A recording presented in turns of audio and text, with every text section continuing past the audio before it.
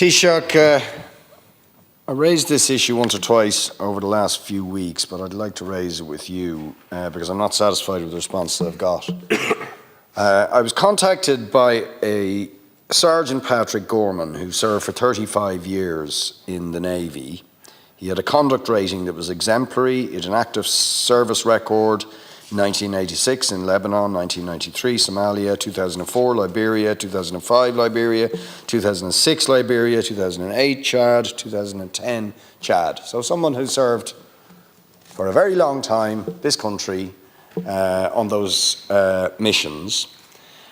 And what he tells me is that he was denied what is called a presentation when you retire. I wasn't aware of this, but it's a ceremony where, when you're retiring, you're brought back in with your family as, I suppose, a thank you, really, for the service that you've done.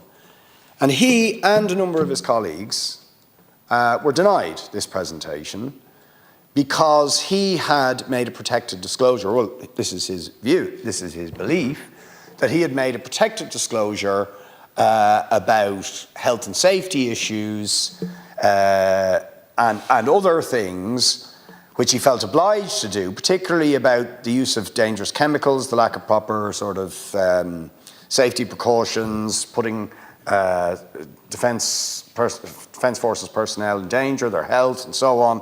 And I haven't got time to go through all the details, but some quite shocking facts that he disclosed are certainly things that needed to be investigated.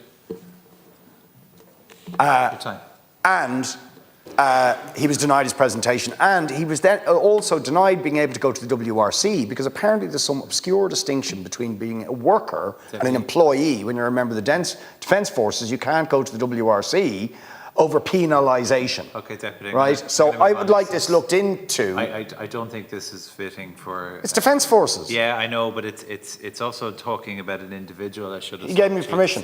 He gave me permission. He gave me permission. That doesn't necessarily qualify at the standing orders, Deputy.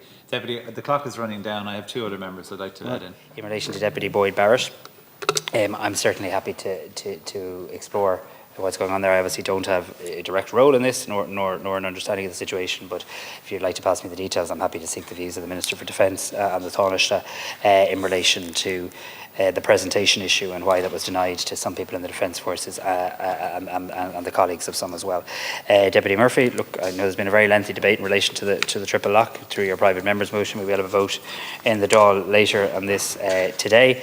I very much see this in the space of amending the triple lock, in the sense that there will still be three elements. There will be a UN Charter, there will be government approval, and there will be Dáil approval as well. What I would suggest, though, we do, and I've said this on a number of occasions, I do think it's important that we allow the Minister for Defence, the Taoiseach, to bring forward legislation. It is our intention to do that in the lifetime of this Dáil. Yes, that is our intention.